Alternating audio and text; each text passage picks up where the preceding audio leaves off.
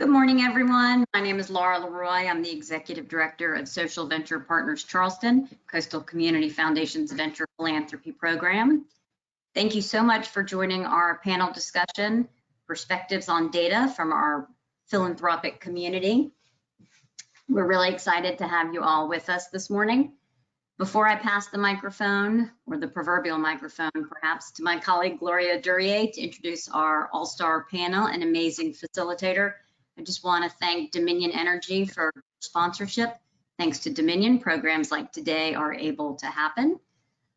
The purpose today is to engage donors, nonprofit leaders, and funders in a discussion, truly a discussion about data. And as such, we really want to encourage all of you who have joined us today to join the conversation as well. You may do so by putting questions in the question box using the chat feature. Please do so because we all want to hear from you. Also, we'd love to hear from you at the end of today's panel discussion by taking a moment to complete the brief survey that we will send to you via email. It's, again, very brief. Please take a moment to complete that so that we're able to bring you programs like this in the future. So again, thank you all for joining us. Gloria, I'm passing the mic to you. Yay, thank you. We are very, very thrilled to have this group of panelists with us today. They're representing our nonprofit donor and funder perspectives. So today we have Amber Brown, who's a Coastal Community Foundation Program Officer. We have Phyllis Martin, Executive Director of Tri-County Cradle to Career Collaborative. We have Morgan Morton, Community Leader and Philanthropist from Johns Island. We have Carol Campbell Sawicki, Executive Director of D. Norton Child Advocacy Center. Also with us is Melissa Levesque, Coastal Community Foundation's Vice President of Development and Stewardship. And facilitating our discussion is Dr. Lindsay Vance, a self-proclaimed data nerd, which we love and adore her for that. Lindsay has worked for more than 15 years on social justice issue advocacy, community change, and economic development. She began her work as an independent consultant working with international aid organizations to evaluate program outcomes and recommend organizational strategies to maximize impact.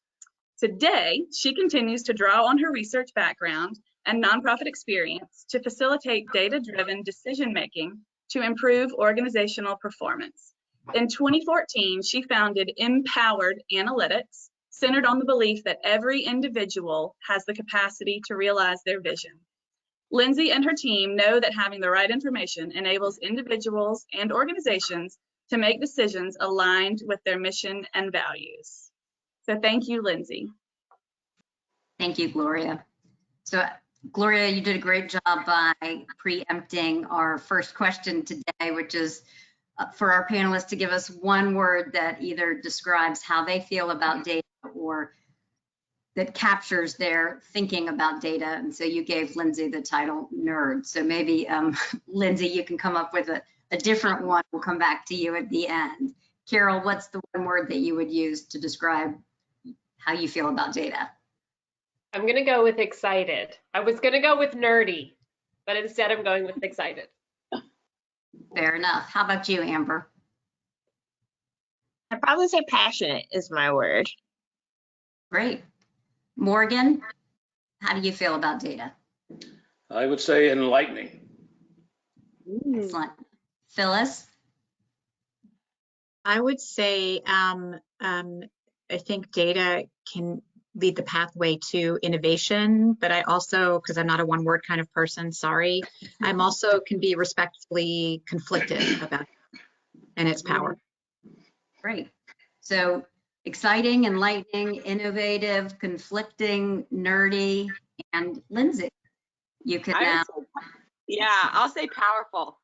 I think it has a lot of power.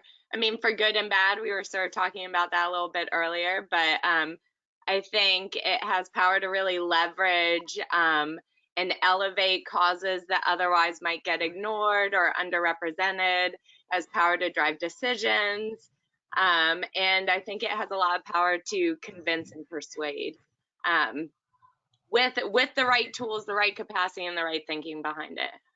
So we'll talk about all those criteria for making powerful data today. Thank you for the introduction, Laura. And I'll have to say I'm super grateful to be part of this discussion. Really glad to have this group here, really a diverse group of leaders across the donor and nonprofit sector. And I think we have a lot of really valuable perspectives on using data and how data can really help to drive impact in the nonprofit sector, both from the funding side of things and the practitioner or nonprofit side of things.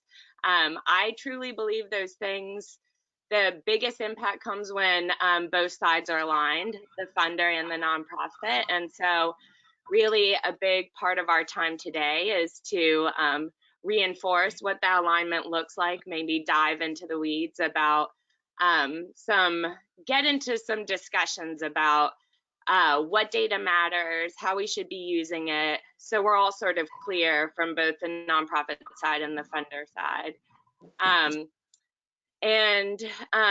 Yeah, so like Laura said, this is really intended to be more discussion than anything. So I'm going to give little spiels throughout, but really I want to hear from our panelists. And I want to hear about how some of the things that I discuss or some of the points I raise really play out in your work, both as a funder or a donor and as a nonprofit leader. So the first thing I want to talk about is what data we should be collecting. I think there's a lot of variation out there, and it depends a lot on the sector you're in and the issue area that you're working on. Some, as I sort of alluded to at the beginning of this, some issue areas have been steeped in data for really decades now. I think, Phyllis, you can probably speak to this a little. Education, the field of education is a big one. The field of criminal justice, also a big one in terms of being driven by data, really being driven by data for a long time now. Other areas are sort of trying to wrap their head around how best to use data. And I think there are a lot of factors that influence who's using data, who's been using data the longest, and what data we're using. And it sort of comes down to, I think, both the goal of using data. So some of those goals, really overarching goals that we talk about in terms of why we use data and what data we should be collecting. There's sort of two things we look at when we're trying to evaluate programs, both from the funder side and the practitioner side. The first is just implementation. Like, are we doing what we think we're doing? We say that we're out trying to promote career readiness, for example, college and career readiness. We're trying to prevent domestic violence, child abuse, those sorts of things. And we have specific theories and models in terms of our programming by which we seek to achieve those things. And the question really is, are we implementing our programs in the way that we intend to achieve the outcomes that we hope to? And just because we think we're doing that, all of us know, either in our direct experience as practitioners, maybe as funders, that's not necessarily always the case. Certainly when things like unforeseen consequences like COVID-19 come in and really shake up how we're doing things, that's a really important point. We always sort of need to be checking the fidelity of our implementation. So that's sort of one thing that we focus on, high level, big picture, when we talk about what data we should be collecting. When we're looking at implementation, really the data we're thinking about are outputs and activities. So how many X did we offer? How many service hours did we provide? How many counseling hours did we provide? Those are the outputs of our program. So really what we're doing day to day. The other high level thing that we look at that dictates the type of data that we collect are program impacts. Gloria, you can go forward one slide. So when we talk about program impacts, really what we're talking about is not just what we're doing day to day, but what is the outcome? What effect are those activities, those things we're doing day in and day out in the nonprofit sector? How are they moving the needle? How is it creating a bigger change in the world? And so when we're trying to evaluate the impact, really we're focusing on outcomes or how social conditions are changing. And in order to identify what outcomes we need to be focusing on, what data we should be collecting to reflect our outcomes in a really valid and accurate way, we need to have a really clearly defined mission, program model, and through those two things, we can be really clear on what our outcomes should be, and then we can start to think about what the measures should be. And so ultimately, if we have a really well-designed program and if we know that it's being implemented in a robust way, then we should be able to really clearly connect our activities to outputs to outcomes. And we should see this really clear causal model emerging, what you may have heard referred to as a theory of change. So I'd like to pause for a minute and just ask some questions of our panelists about the data that you guys are either looking for, the data you're collecting in your organizations. I'm going to start with Amber. Does CCF have a position or approach on data as it relates to grant making and or with donors and nonprofits? So yeah, actually we use data in quite a few ways. And to be honest with you, a lot of the work that we have at the foundation is quite data driven. We actually have adopted a foundation-wide model of RBA, which stands for results-based accountability, that really gets at those questions that you pose in your first slide. It's all about how much you did, how well you did it, and whether anyone is better off. We hold that model not only to the nonprofits we serve, but also to ourselves. And in the process of exploring that data, we use that information that's provided to us to kind of identify where there's gaps and needs. So for example, when COVID-19 hit, there was a ton of data that came from our nonprofit partners on what do we need? What actually needs to happen for us to be successful over the next few months? Or what areas of our service area are hit hardest by COVID? All of that data actually informed the grant dollars that came out of the COVID-19 Relief and Recovery Fund. That's no different than anything else we do with any of our other grant programs. We take that data that we know exists, we take the data that nonprofits provide for us, and we use that to train our committees to say, hey, this is what we're looking for, this is the gap that we need to fill. And to be honest with you, we even did it with our coastal community conversations. So for example, we went through, we talked to thousands, a little over 1,000 of our community members, and they kind of helped set a goal for the areas that we want to fund. We use that type of data to say, we really need to focus on affordable housing. We really need to focus on education and the other areas that really emerged from that conversation. So we use data in a ton of ways. I think it's really just a way for us to do our work effectively. Yeah, and I think I commend the Coastal Community Foundation for that. Not everyone does that. I think something else that's really powerful that the Coastal Community Foundation does and models for other organizations is having a framework that you work off of that guides how you use data. I think that's really powerful, especially for people that don't have that natural data mind, are maybe new to trying to figure out how to use data to drive their work. So having that framework is super important. And I think the fact that you really build capacity around the organizations you work with on how to apply that is really powerful.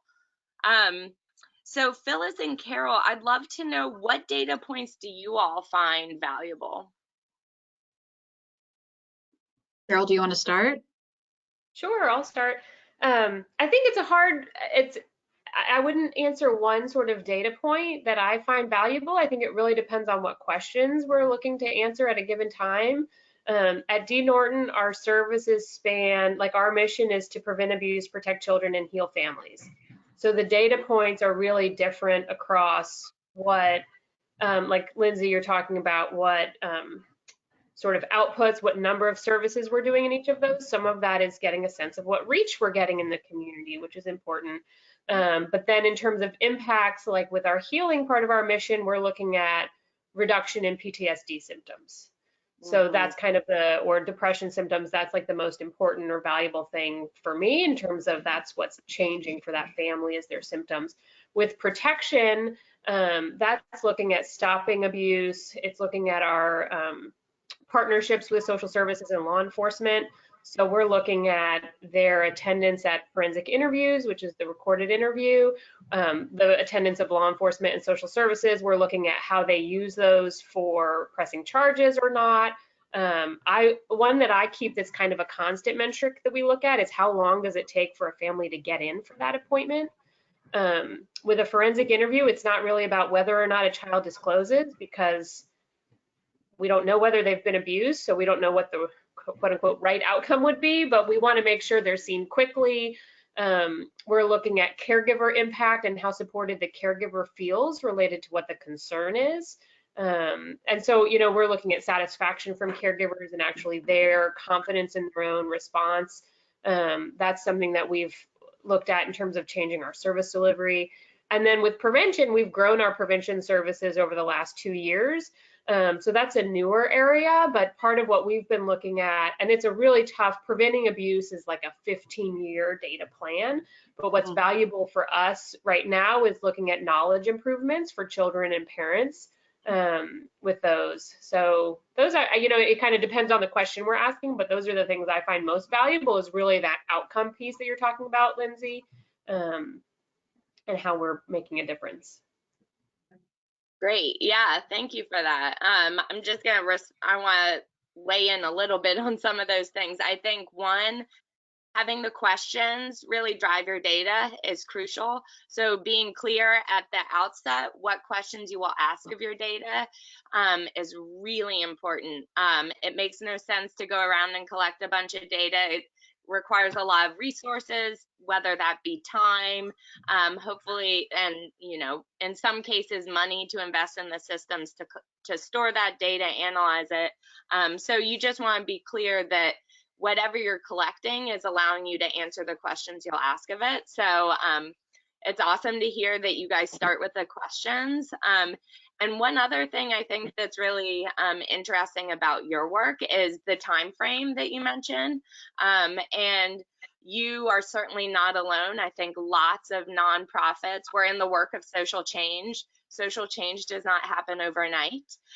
So we have to get sort of creative in thinking about what our short-term or intermediate term data points might be, because trying to make strategic decisions, trying to make programming, staffing decisions, all that stuff, we can't rely on data 15 years out to figure out what we need to do next month or next quarter.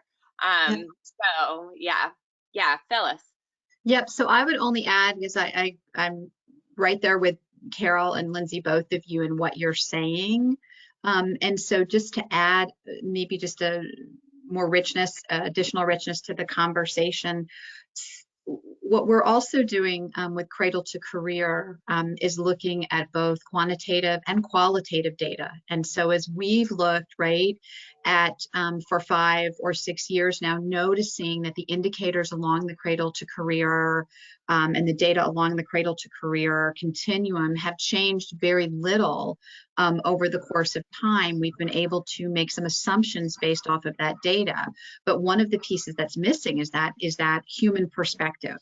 And so we're putting some emphasis now on this blend of qualitative and quantitative data, going back to what Amber said about results-based accountability. So that fourth quadrant, how is anybody better off, lends itself to really understanding what would help make a child, a family, somebody coming out of the prison system, somebody looking for housing. I think more valuable and also help us with strategic direction, which again can't be done unless we are asking, unless we know what questions we want to have answers to, which is also very directive of the data. And then the other thing I will add, which is, I know just what you're saying, Lindsay, is so true with organizations that are in, whether it's the social justice or racial justice, or really looking at systems change and looking at these long arc bodies of work. What is it that the short arc data is telling us so that we can be transparent and make course corrections along the way?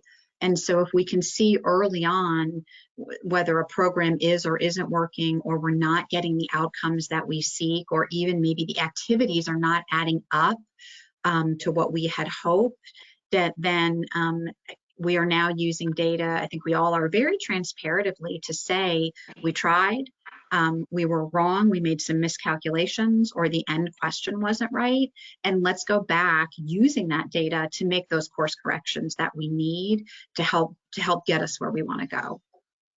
Yeah, I think that's a great point. And why else do we use data if we can't make those course corrections, Yeah. right? But not easy.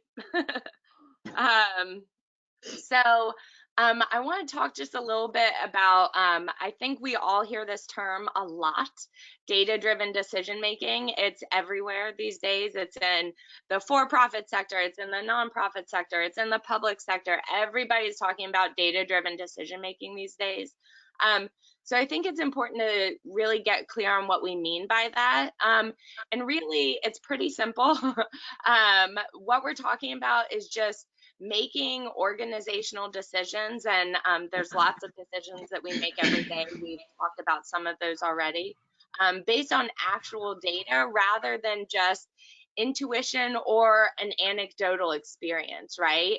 And again, I think when we're doing work that maybe is where data collection is challenging, a lot of us work with populations that are vulnerable, that are very dynamic, either in their geography or whatever context of their life. They basically, it's our work, it can be hard to nail down that data, right? But it's sort of incumbent upon us as professionals in the nonprofit sector to overcome those challenges, to get creative and think about how we can really how we can gather that data. I'm a firm believer that you can measure everything. I can talk about how you do that for days and days. But once you figure out how to measure it, then you can make really powerful decisions about staffing, about budgets, about how much you're providing of X service or X public good. So yeah, just having that data and using it to drive our decisions is really what we're talking about. And the way you gather that data is also really integral to what we mean when we talk about data-driven decision making. So we're not talking about just willy-nilly surveying, you know, a handful of people that happen to walk through our door that day. We're talking about being really systematic in how we collect that data and making sure that we're collecting data on the programs and the activities that are really central to our theory for how we're moving the needle and how we're creating a change in the social world, right? Like the systems change that we're actually trying to achieve. And really, once you have that, once you collect that data in a systematic way, and if it does in fact accurately reflect the program's activities and outcomes that you're working on to change the needle, then you can really inform decisions in a way that are super powerful. And you can do that course correction that Phyllis alluded to. So I want to take a minute here and ask Phyllis and Carol again, do you guys make data-driven decisions in your organizations? And if so, how does data drive your decision making? Is it a day-to-day thing? Is it periodically? Tell us a little bit about that. Phyllis, you want to take that one first? Sure. So if I'm being totally honest, we most of the time make data-driven decisions, and there are moments when we actually, and I have a great example. We were really struggling with one of our subcommittees trying to figure out what came next. It took us about 45 minutes until we all said, wait a minute, we need to go back and look at the data, and we actually need to go out and talk to some parents and students to help determine the next step. And so I think human nature, right, is you make that guttural kind of instinctive decision, and it is discipline to say, hold. Cradle to Career's whole theory of change in business model is based on making data-driven decisions, looking at as much data as possible, and then working with the community to help determine geography, strategy, outcome, activities. And so I would say it really is a discipline that we do our best to practice, and then oftentimes find ourselves going, wait a minute, stop, we've got to go back and look at things. We also have 2 cohorts working on continuous quality improvement, which is really an attempt, an effort to say, not only for those participating that, but for are we holding ourselves accountable, right, to looking at and making data-driven decisions. How can we strengthen our organization by using data? How can our partners strengthen their programs or organizations by using data to go back and make those course corrections, or to take a hard look in the mirror, which isn't easy for any of us to do on any given day. Mm-hmm. Yeah, I think something you just highlighted there, Phyllis, is how central that data-driven decision making is to your daily operations and then your strategic priorities. I just want to emphasize, one, that that's not the case with all nonprofits. I think it's starting to be more so because it's becoming a requirement. And I want to ask Morgan about this after I hear from both of y'all, but I think funders more and more, they are savvy. They are savvy, whether it be government funders, whether it be private foundations. We're just seeing a shift in the nonprofit sector, and it didn't start yesterday. It started, intensely probably about a decade ago. But now it's just a non-negotiable to get funds, to gain legitimacy. Really making it central is necessary. And so it's more and more, it's becoming integral to your survival as an organization to have data-driven decision-making be a priority. So I think it's impressive that Tri-County Cradle to Career is ahead of the curve in many regards in that way. Carol, how about you? Yeah, so I think similarly to Phyllis, it's one of those things that we all have gut reactions. We all have, within a given day, we react based on our training and our experience and the services that have been selected. And for D. Norton, we have a data-driven lens above that. And so sometimes we have to stop and say, like, well, what is the data driving this decision? So a couple of examples where it impacts us organizationally and programmatically.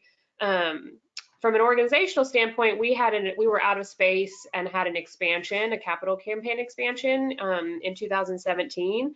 And we very much, especially for me, it was, well, what's the data going to say about the best way to expand? So we looked at some of what the data say about our primary mission of child abuse and what national data says about what number of children in each zip code experience abuse every year. And we compared that data to the number of children we were able to serve with our primary location that we had. And we found disconnects. Predominantly, we were only serving a third of the kids east of the Cooper. So then we said, why is that? And we actually did a parent survey, so kind of that systematic piece that you're saying. And we were serving about 75% east of the Cooper and almost 100% in the peninsula in North Charleston. So we sent parent surveys west of the Ashley and east of the Cooper. We got about 100 back. We also did focus group interviews, like key informant interviews with social services and law enforcement, to try and find out what was the reason for that disconnect. And some of it was geography, and some of it was actually awareness about what our services are and the reasons why we don't bill insurance and things like that.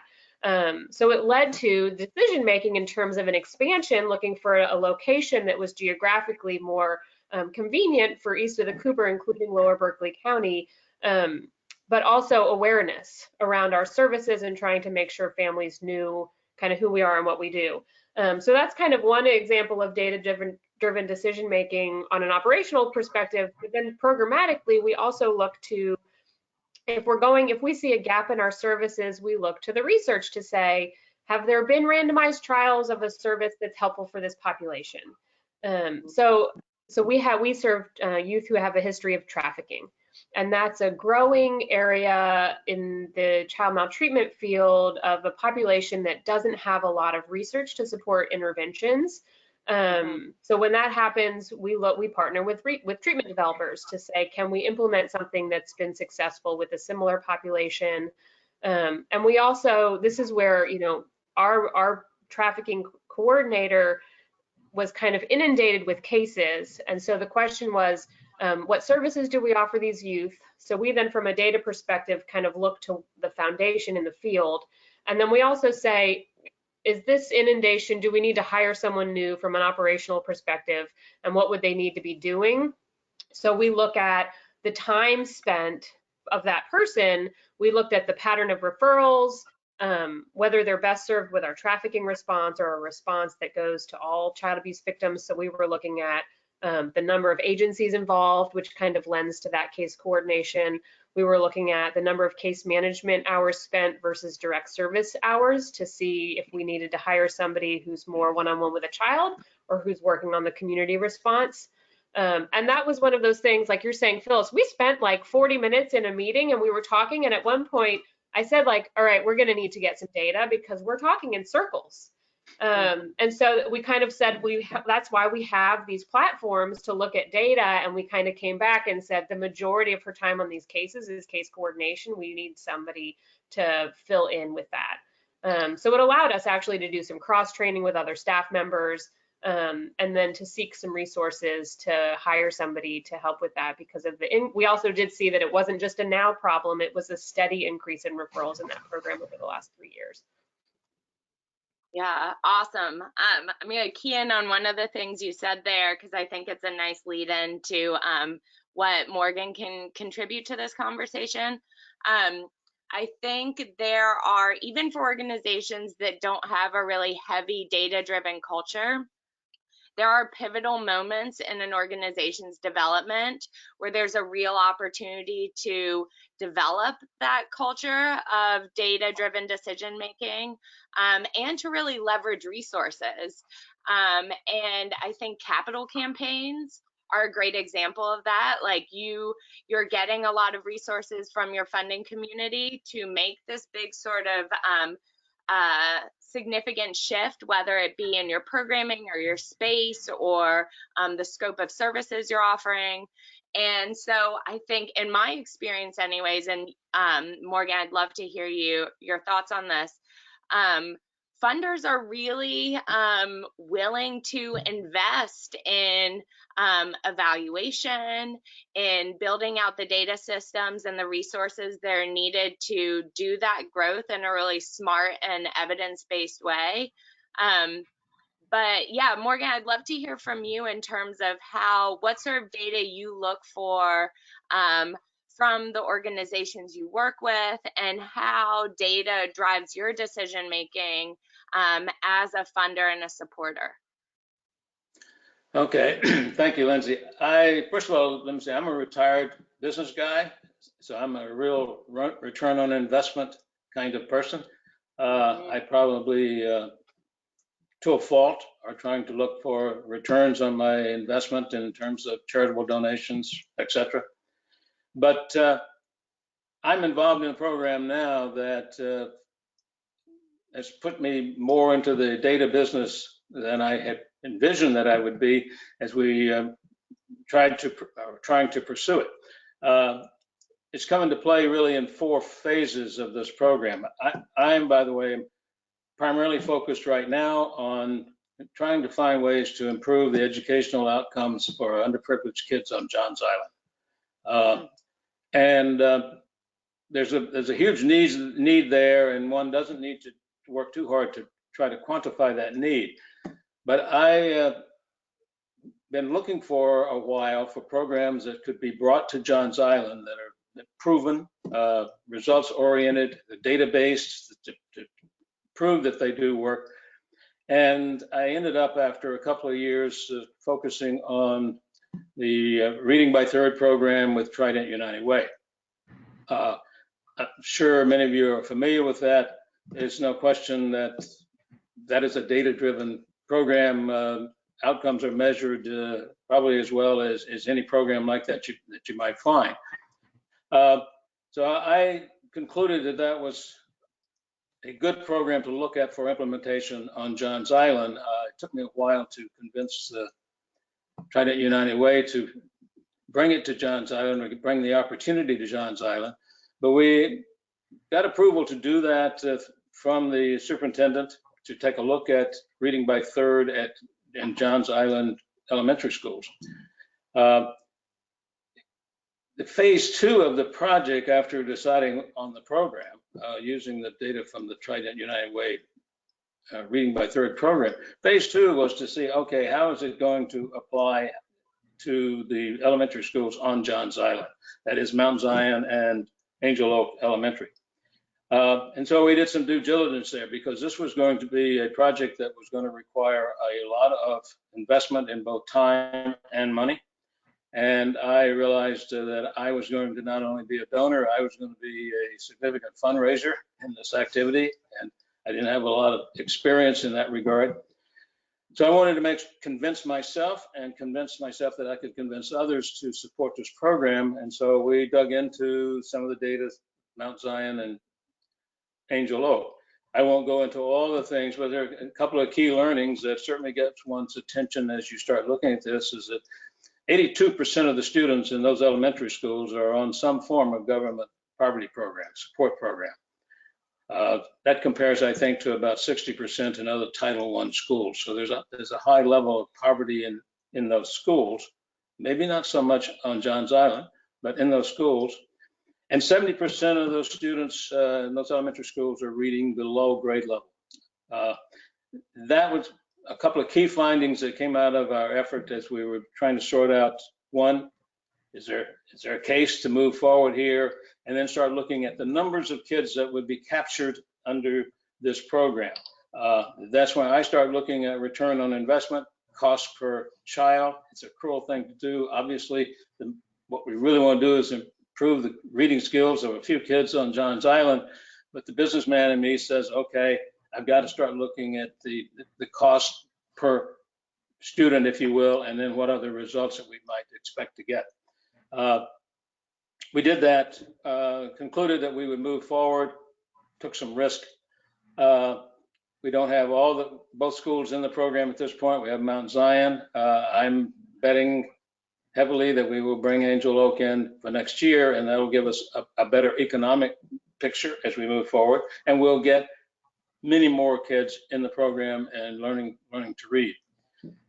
The phase 3 of the program has been now the fundraising side of things. We're focused on the reading program at Mount Zion in terms of getting some support, and we've gotten that support. We have raised enough money for year 1, and we are underway, and we started that program regardless of COVID-19, and we're off to a good start this school year with the program. But we also began to want to take a look at in a more holistic way at some of the economic, social issues on Johns Island that are causing this issue with the schools and with performance of the students, et cetera. So that required a much broader look across Johns Island, some demographic data, historical education data. And Trident United Ways has the capability and has provided all of that data as it's been requested. And the more people we bring into the picture to seek to invest in this program, the more data that is required. I think it goes back to your comment that we start talking to significant donors. They want hard facts. They want information, and they want to understand the why and the how things are going to take place.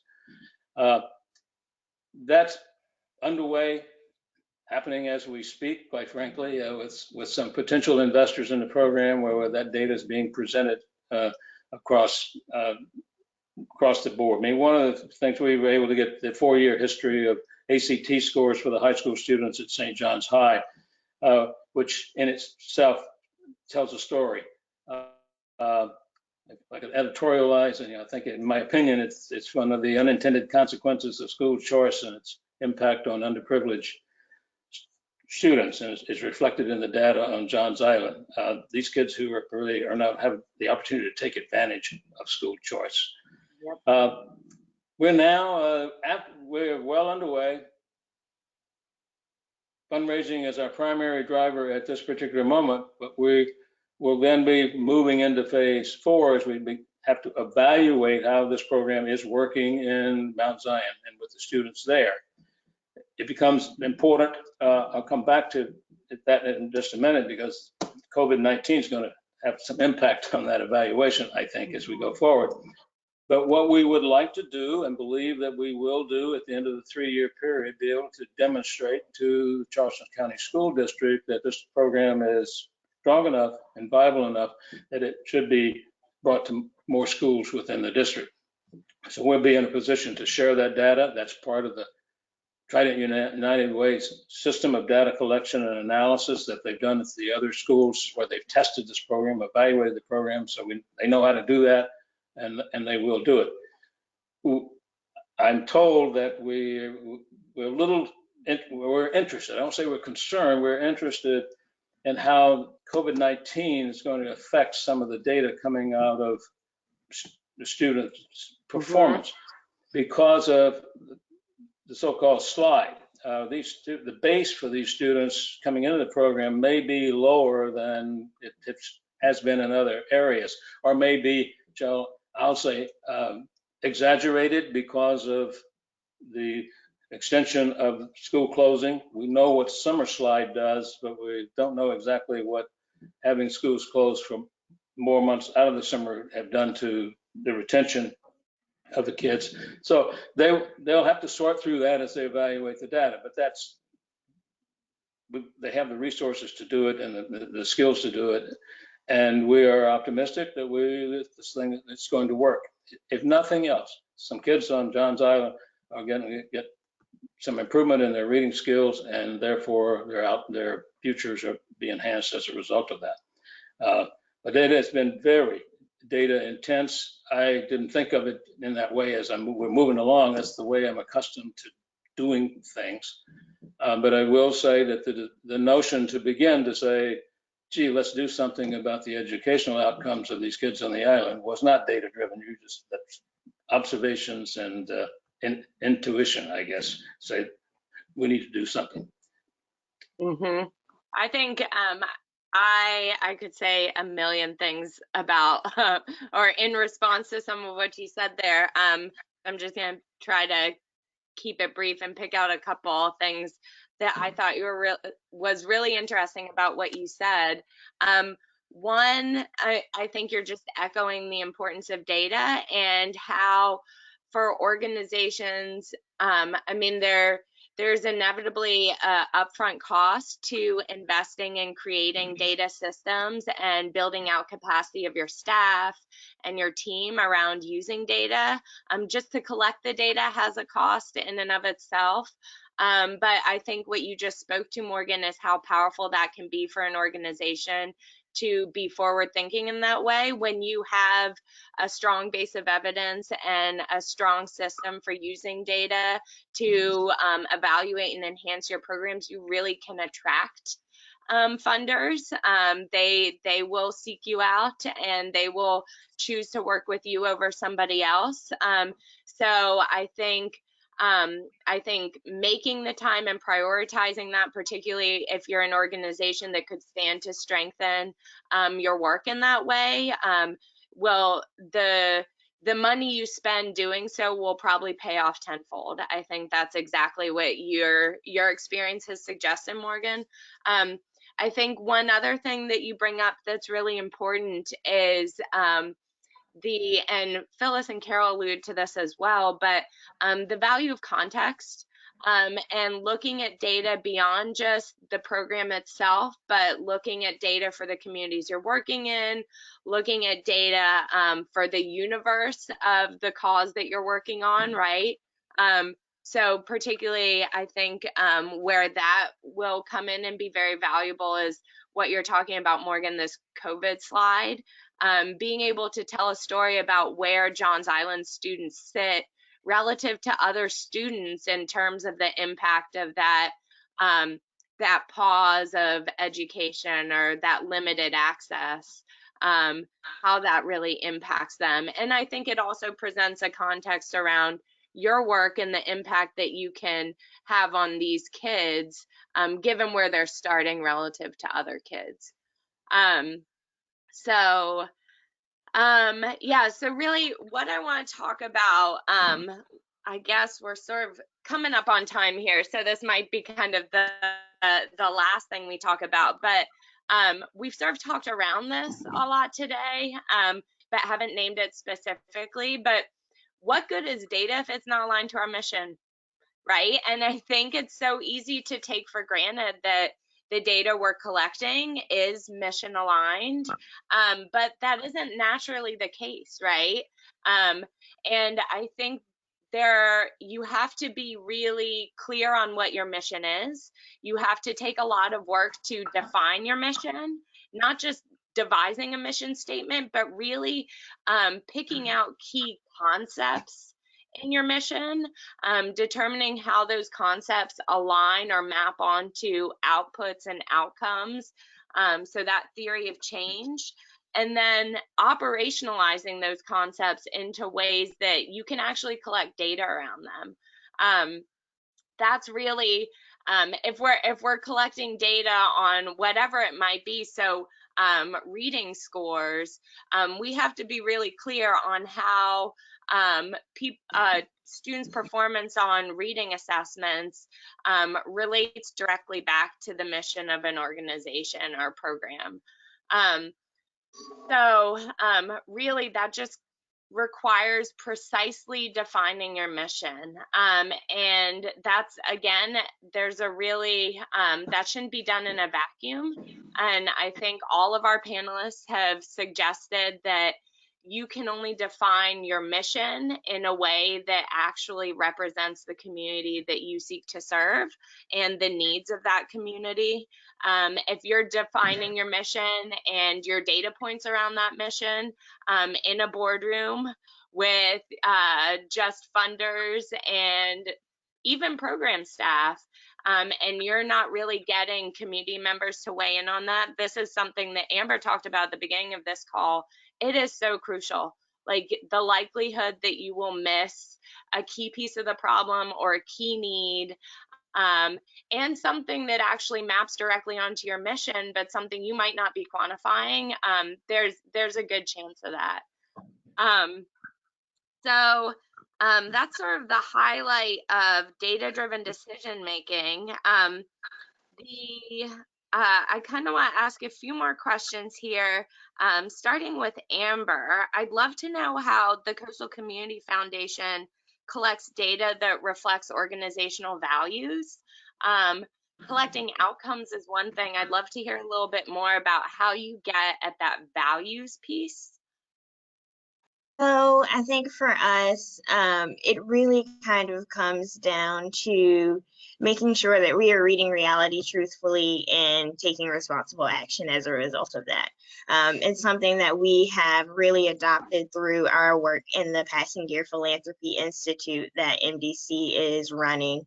And it really just kind of lends to making sure that we're looking at all forms of capital and collecting data in response to that. So there's social, moral, intellectual, reputational, and financial capital. The financial capital is one piece of it, but there's data that is aligned with all of these other forms of capital that we really can grasp on, that really helps us look at the way that we can promote a vibrant community, which is really what our mission is about. We're trying to work with nonprofits and donors and other peers in our philanthropic world, make sure that we are creating a vibrant community in our service area. And we rely heavily on our grantees to do that, but we're asking them to look at all of their forms of capital. That kind of lends back to our mission and our philosophy for it. Yeah, awesome. I think that's another thing that sort of sets the Coastal Community Foundation apart, and really is a powerful way to shift power and influence within the nonprofit sector.